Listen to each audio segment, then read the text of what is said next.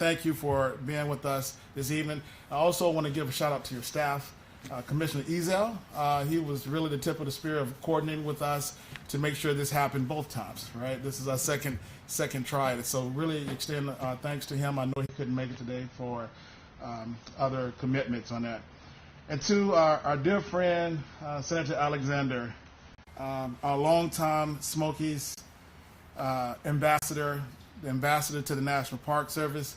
Sir, it's always a treat to have you here, and it's good seeing you again, my friend. So it is important for you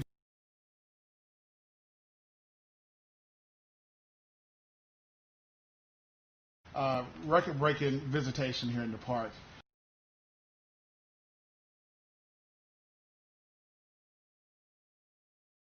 Clean air, clean water.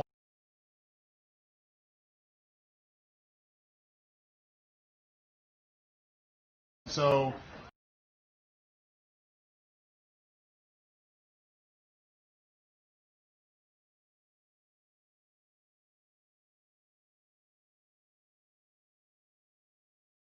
country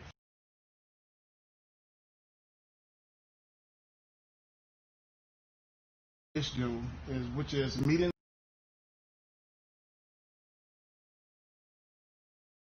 and amazed at how they do it and do it with pride on top of that. So I'm really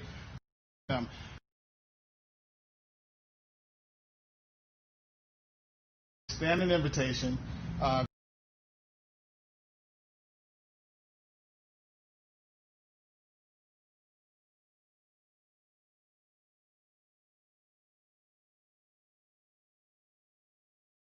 So with that, I'm going to ask you, Governor, to come up and say a few words.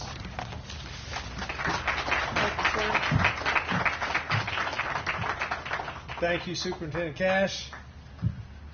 We're privileged to have a Tennessean in the role that he is in. I believe the first Tennessean to serve in this role in the National Park Service at Smoky Mountain National Park here. I too want to thank every single one of you that are a part of the park, that help to make this jewel for not only our nation but especially for Tennessee, to make this an incredibly wonderful place. I have, in fact, as a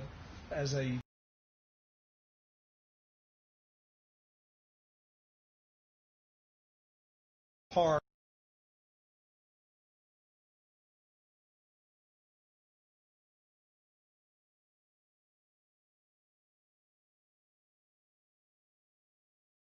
we bring our family here.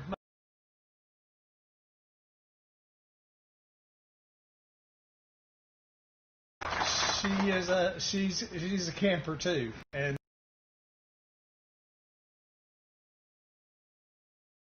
Governor, we were riding around the state in an RV, and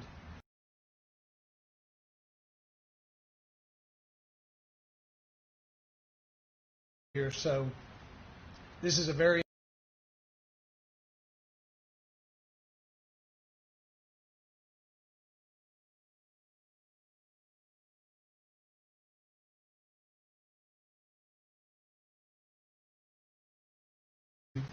so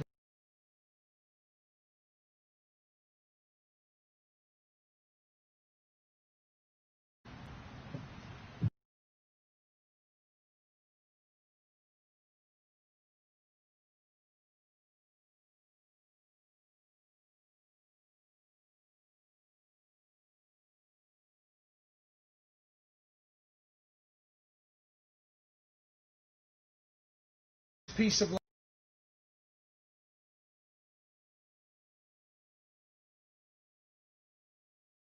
arguably the most important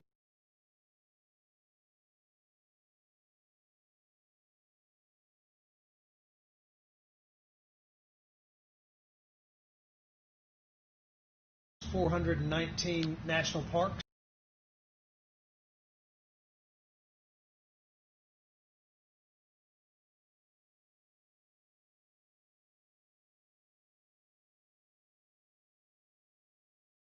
Be able to them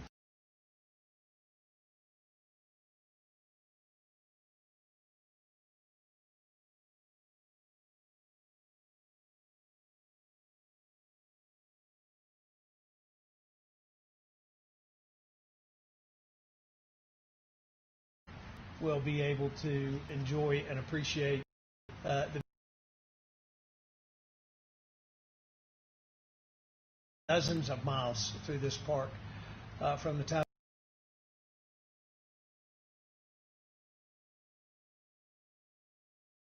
of what Senator has done.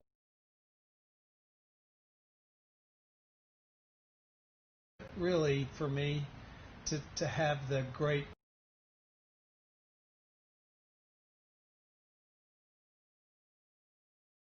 arguably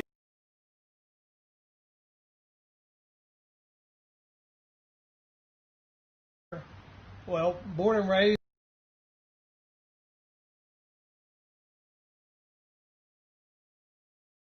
teacher,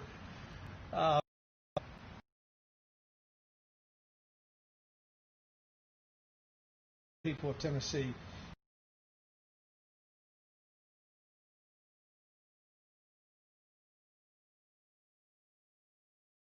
Myself in the position of governor have had the great privilege about things that he certainly knows so much about.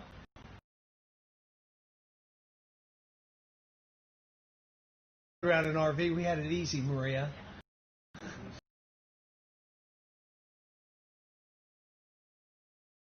Spending the night.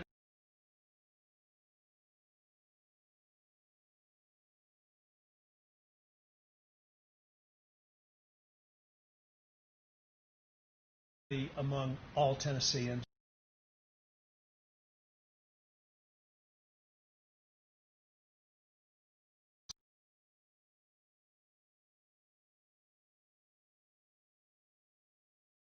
Years.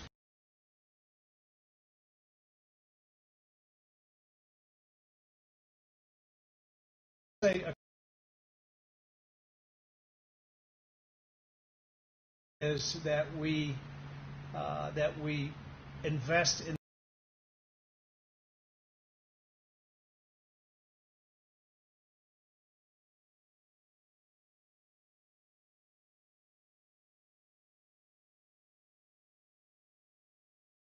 and started what has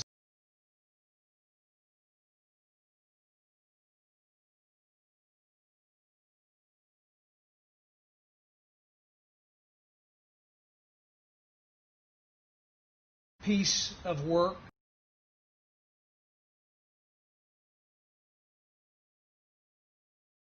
accomplishments like the one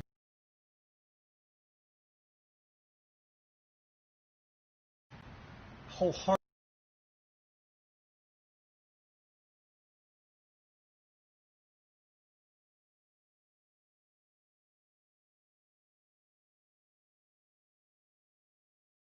you that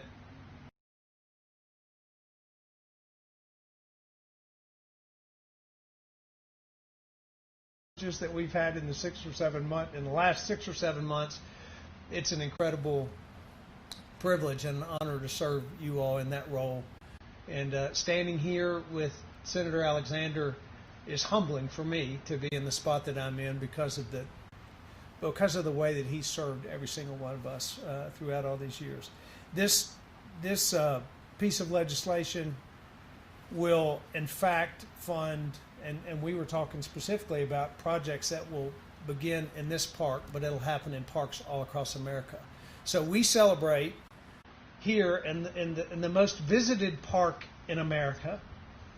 We celebrate this historic piece of legislation and this historic leader because of the changes that will be made to our park system across the country. And I am so proud. I'm so proud that we had the chance to come up here and do this. It's very nostalgic for me, and you can imagine the emotion that I have standing in this spot where I've stood as a child and as a young man and as a father and now as the governor, but to be able to stand here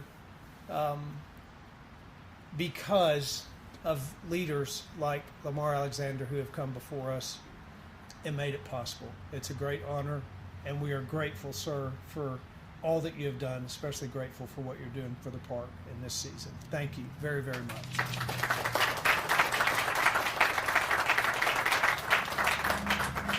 Because of this, I have a proclamation.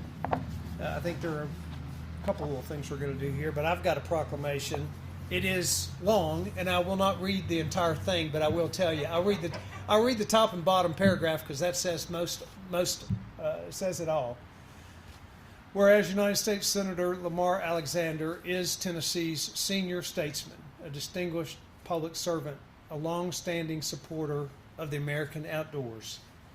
I, Bill Lee, Governor of the state of Tennessee, in recognition of the lifelong commitment of the United States Senator Lamar Alexander to preserving our nation and our state's spectacular national wonders, do hereby proclaim October 30th, 2020 as the Great American Outdoors Act Day in the state of Tennessee. Thank you, sir.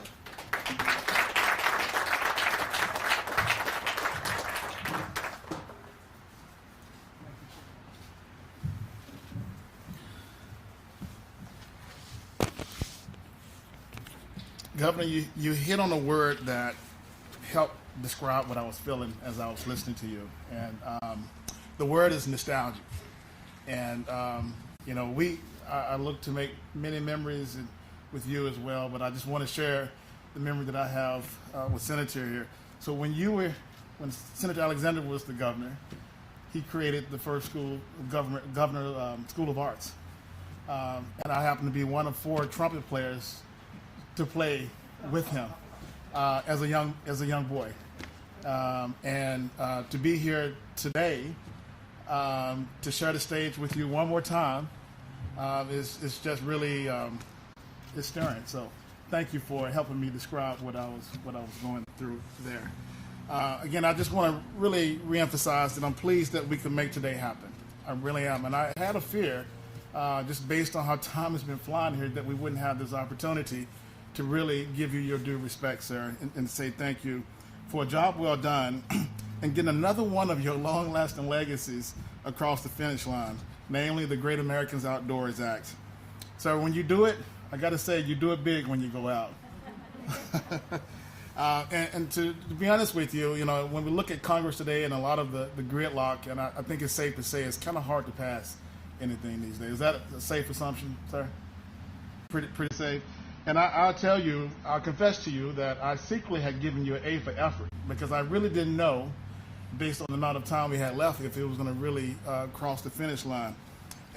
But it's amazing that you were able to pull it off, sir. And again, we're just so appreciative of that. I have to say that you and I have been at some pretty cool events, opening the Foothills Parkway and opening up the Collections Preservation Center, just to name a few. But like the governor, this one in my mind is one of the most memorable ones, because of the profound impact it's going to have for successors way behind me and the generations to come. And that's why I love the Park Service, because we're in the forever business, right? And we do things that are beyond us. And what you've done, sir, is quite amazing. So when I was thinking about these remarks, your character and your tenacity helping the park reminded me of an old church song we used to sing in Memphis, and the title of it is "He's an On-Time God." And for those that have sung that song before, you know how the chorus goes, right? He's an on-time God, and the chorus, so he says, he may not come when you want him, but he's always on time. And Senator, you have always been on time for us and the entire National Park Service and the National Park System. And I consider you, from the bottom of my heart, an American treasure for helping us protect America's best ideal. As I said to you before in the event that they had for you in D.C., all of us here at the National Park Service tip our hat to you and saying thank you.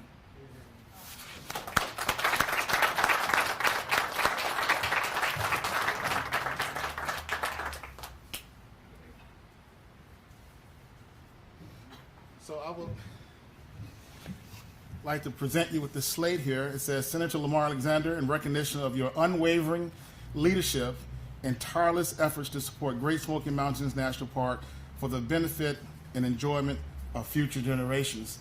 And on the back of it, it has a lasting legacy. It has the Great Americans Outdoors Act, Foothills Parkway, the Collection Preservation Center, Twin Creeks Science and Education Center, and the Clean Air. That's you, sir. So thank you again, and we hope you will hang this up because we're proud of you, and we're glad to be part of you. So thank you.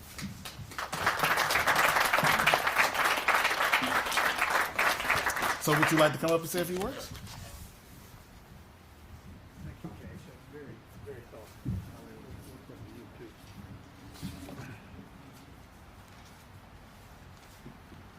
Listening to the governor, Mrs. Lee, listening to that extravagant praise from the governor and Cash, reminded me of the time when I was at an event with Winfield Dunn, our former governor, and Howard Baker.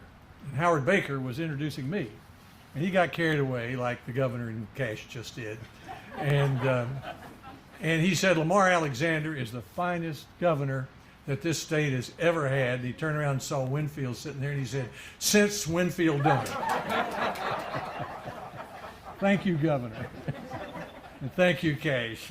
And I will say about the governor, without going into any great length, I'm very impressed with him and what he's done. He's got character. He tries to do the right thing. As Alex Haley used to say, he's comfortable in his own skin. He doesn't feel necessary to point to himself or to put down people who came before him. He builds on that. He's gotten dealt a really interesting 2020 with tornadoes and COVID and all sorts of stuff, and his executive ability have handled that very, very well. And East Tennessee especially is proud of him. So thank you, Governor, for all you've done. And to Larry Waters and Ed Mitchell, I think was going to come. Maybe he's here. To Steve and Art Swan, good to see you all. Cash, I'm glad you told the story about your being the first trumpet. I've always imagined that you were sitting there playing trumpet in the governor's school with trombones blasted in your ear, thinking there's got to be something better than this, and you found it. We really. You're a very popular superintendent of this park, and we like having you here, and we hope you'll stay a long time. Clay Jordan is here. Clay's a deputy, and he's headed out west with the Park Service. Clay, thanks for all you've done for us in this region, and you can always come back whenever you want to. Anna Newton is here. She's a local girl. Anna, where are you? Anna had a major role in writing the Great Americans Outdoors Act. She literally had somebody from Sevier County who made a major difference in this. And my sister Jane and Bill Carl are here. They've moved back to Blount County. Governor Lee was elected, and they came home. So we're glad to have them back. At the 50th anniversary of the Great Smoky Mountain Park, I took a walk through the park with some people, and they offered to introduce me to Lem Owenby. Now, Lem Owenby was blind, and he lived in the park by himself, and the Park Service let him stay there till he died. And he didn't want many visitors. One Supreme Court justice tried to visit him, and he wouldn't see him. But they saw me, and so I went up, and I said, I didn't know what to say to him. So I said, well, Lem, said, it's been a long time since we'd had a governor from East Tennessee, isn't it? He said, yeah, it's been a long time since we had one that didn't steal, too. And then he said, but I ain't heard nothing on you yet. Lem Owenby, as I said, lived and died in the park. The park was created 86 years ago, if I'm counting right, so there are not many left who remember when it was created. There are not even many left who remember when President Roosevelt came and dedicated it in 1940. The 75th anniversary of the park, a few years ago, I found a memo from a park ranger, and it said this, that when the park was created in 1934, there were 100 black bears, and he said there's 1,600 today. I imagine there are a good many more than that now. He said there are 315 turkeys in the national park in 1934, and I saw 21 in our front yard not long ago. 12 deer in Tennessee, 12 white-tailed deer in Tennessee, and 6 white-tailed deer in North Carolina when the park was created. Now they're everywhere. There were no falcons, no elk, no river otter. Now they're all here. So a lot has changed since the park was created. It created a magnificent place. We have special feelings about the park. You heard the governor's feelings. And we all have those feelings. I mean, our families owned it. We gave it to the country. We still feel like we own it. And so that's a little different, I think, than around any other park. We all have our stories. You heard some of the governor's stories. I've got mine. I remember I went on my first snipe hunt in the Great Smoky Mountain National Park. If you don't know what that is, I'll tell you after we're through. Or maybe I won't tell you, let you go on your own. My dad let me off at Newfound Gap when I was about 14 with 2 other boys. There was 3 feet of snow, and he said, "I'll see you at 5 o'clock in Gatlinburg if you get there." And so we went over LeConte and down the mountain. In Spencefield one night when we were camping up there as teenagers, we heard some rustling in the shelter, and I looked over there, and there was a bear. We'd left our food inside the shelter, and so we got up on top of the shelter for the rest of the night. And probably the highlight of my whole life was being invited to play with the Knoxville Symphony on the piano in Cades Cove at the 50th anniversary of the park when I was governor, and at the 75th anniversary of the park as United States Senator. It was a beautiful afternoon, thousands of people there, nobody worrying about my mistakes. We're here, as Cash and the governor said, to celebrate the most important piece of conservation and outdoor recreation legislation in at least 50 years. Now, this is a time of exaggeration and discord, and nobody believes anything anybody says, but nobody disagrees with what I just said. There are 800 outdoor recreation and conservation environmental groups who agree with what I just said. There have been good people working since 1964 to permanently fund the Land and Water Conservation Fund. Just couldn't get it done. That's the fund that provided the money, for example, for Rocky Fork, the new area up in the Cherokee National Forest that Governor Haslam made into part of it into a state park. This is the biggest investment in the national park since the Eisenhower years, and people have been trying to do that for a long time. Now, the governor gave me a little bit too much credit, but it's understandable. There's a difference between being governor and being United States Senator. Governor is kind of like Moses. You see something that needs to be done, you say, okay, let's go this way. Then you persuade people to do it. Being a senator and getting something done is a little bit like being a parade organizer. You pick the music, you recruit the marchers, you pick the route out, you even let somebody else be the drum major, and then you walk in the middle of it to make sure the parade doesn't march into the ditch, which it usually does. So in this case, I wasn't the drum major and I wasn't the governor. Maybe I was the parade organizer, but it was a bipartisan effort. Lots of Democrats, lots of Republicans, and the president helped. He did something no president has done before. He allowed us to use money from drilling on federal lands for energy to pay for the backlog on maintenance in the national parks, which in the case of the Smokies is $228 million. And the Smokies' annual budget is a little over $20 million. So guess how long it's going to take to deal with that $228 million without something like this. And then when the president was here visiting with the Tornadoes governor, and you took him up to Cookeville, I asked him before he get off the plane if he would expand it to include the national forests, like Cherokee, which is larger than the Smokies and has about $30 million of maintenance backlog there, and the Tennessee wildlife refuges all across the country and other public lands. And he said yes, and if he hadn't, we wouldn't have been able to add that. So it helped with everybody working together. It turned it into something that in a difficult year, everybody agrees. Here's one example of the difference it makes. There's a place on Chilhowie Mountain called Look Rock Campground.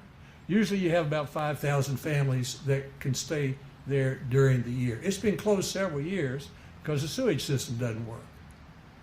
So that's what's happened all over the country. The Pearl Harbor Visitor Center is a mess.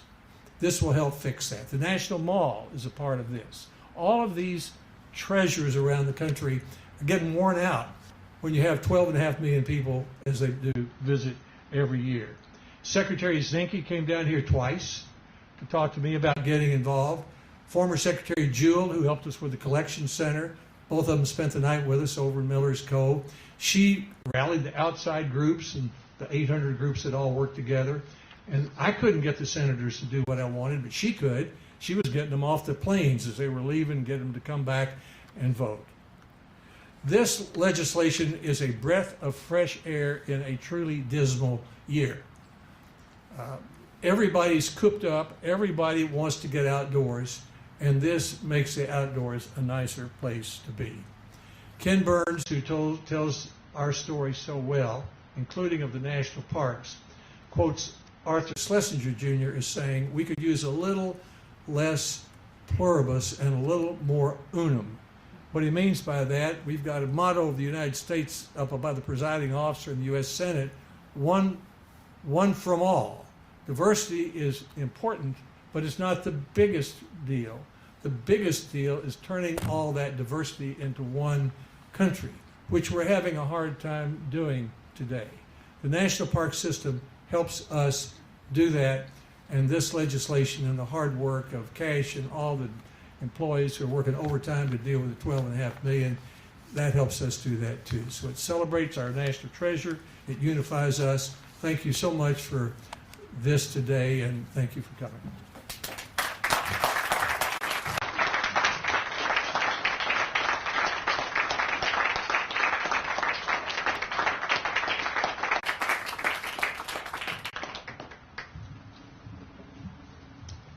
Thank you, Senator. And again, thank you, Governor Lee, for visiting the park here today. And this was a treat for me and a lot of us to be able to say thank you, sir. And we will make you proud in carrying out the spirit and the intent of what the Great American Outdoors Act was intended for. So that adjourned. This is the conclusion of today's event. Thank all of you for coming out, and we'll see you around. Thank you.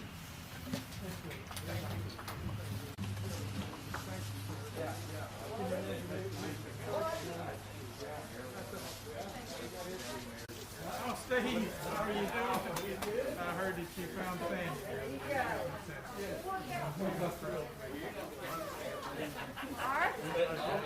Hey.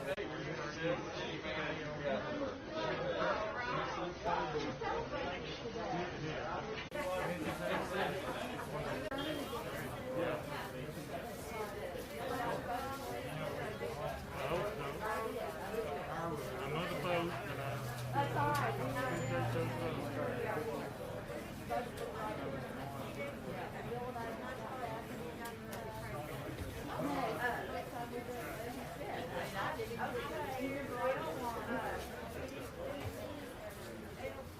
So nice to meet you, James.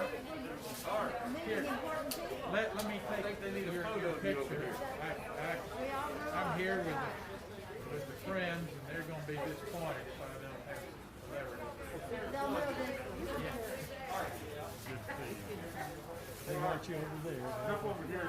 Yeah, go get one. Get your pictures over there.